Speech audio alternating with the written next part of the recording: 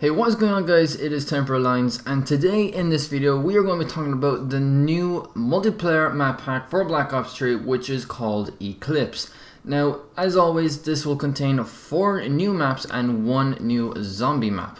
So, the first one is called Spire, which takes multiplayer combat to a futuristic suborbital airport terminal set high in the clouds. Multiple levels and open areas promote intense mid-range combat around a clean, high-tech civilian environment. Watch your step, because one wrong move could send you plummeting back through the stratosphere. So as you can see on the actual image, you are quite high up above in the sky, which is kind of like skyjacked, where you're really high up.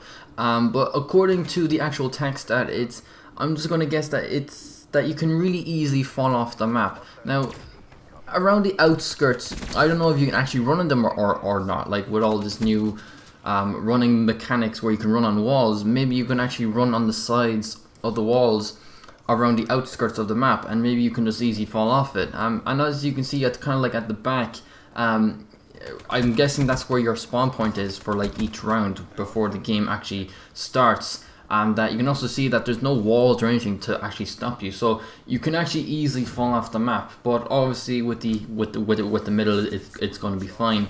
But maybe, you know, after reading the text, that there might be something in the middle where something could just open up and you can easily just fall through it. Maybe something like that. I'm just, you know, guessing here. But, you know, after reading it, you kind of get some ideas on what this map is about. So the next one is Rift. Head to the core of a harsh futuristic military complex set high above an active caldera. Rift funnels and forces tight, intense engagements where the only way through is forward. Utilize the unique core movement opportunities to outsmart and outplay enemies as you traverse the suspended rail system. So, yeah, the map kind of looks kind of really open. Like, I'm not sure what that's at the bottom. Is that lava or something? I can't really tell. But yeah, it's pretty much around kind of like a triangle kind of shape map. So yeah, so the next one is called Knockout.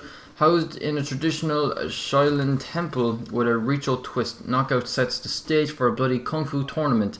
This mid-sized map showcases a sharp contrast between the mid-range engagements of the traditional exterior architecture and the tight close quarters of an eclectic 1970s styled interior.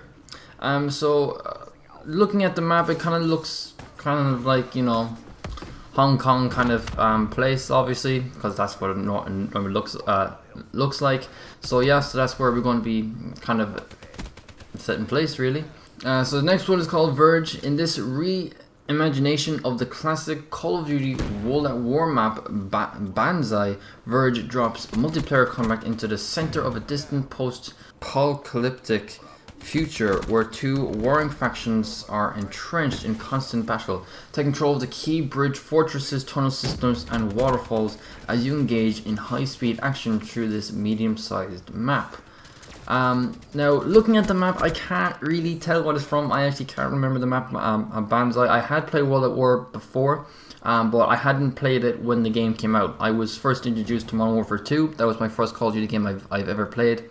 And then I found out that Call of Duty 4 and World at War were actually a Call of Duty game before Modern Warfare 2, so I went and picked those 2 games up and started playing it. So I'm not really, you know, so I wasn't really around with Call of Duty for World at War, so I'm not really, you know, familiar with the map Banzai. So I'm not really familiar what this map is supposed to look like.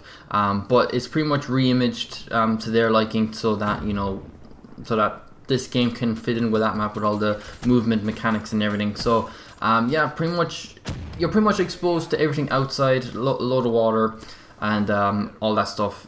It kind of looks familiar because I had played World at War before, but I just can't tell where it's from. So yeah. And the last one is our new zombie map, which is Zetsobao no Shima. Treyarch's Origins characters will face new threats on a World War II era Pacific island.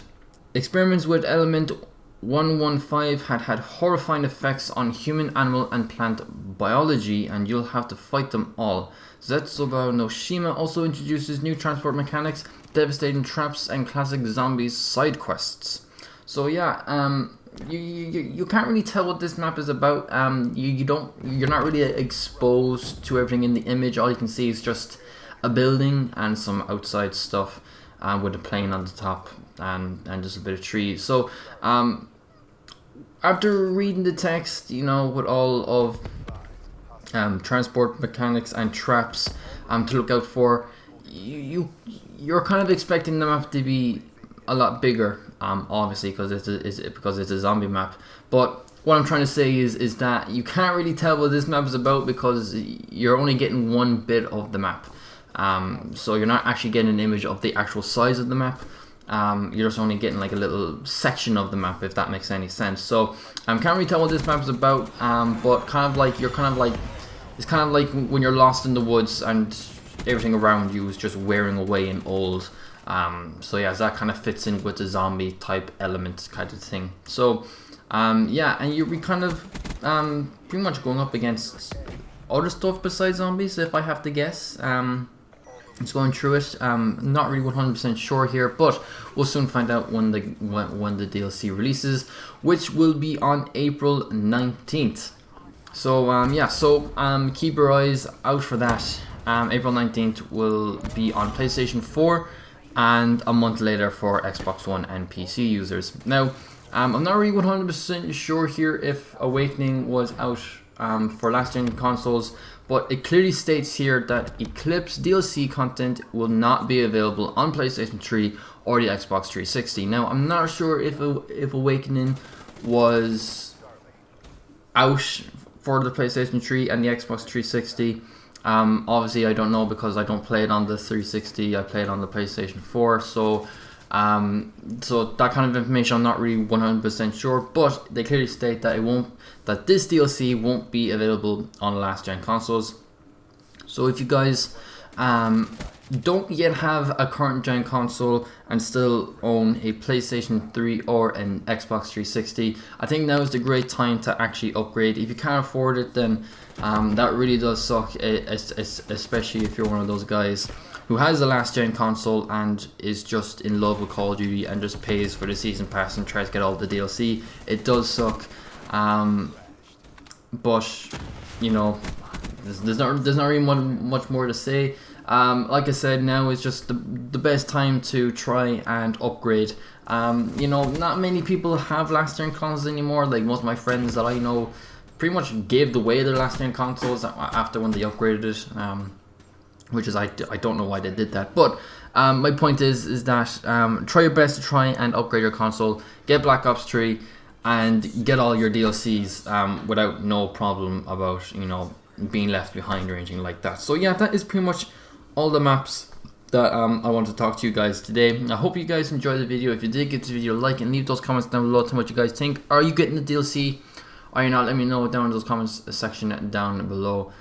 And also, if you're new to the channel, don't forget to subscribe. You'll see more videos like this from me. And that's pretty much it. Once again, hope you guys enjoyed the video, and I'll see you guys next time.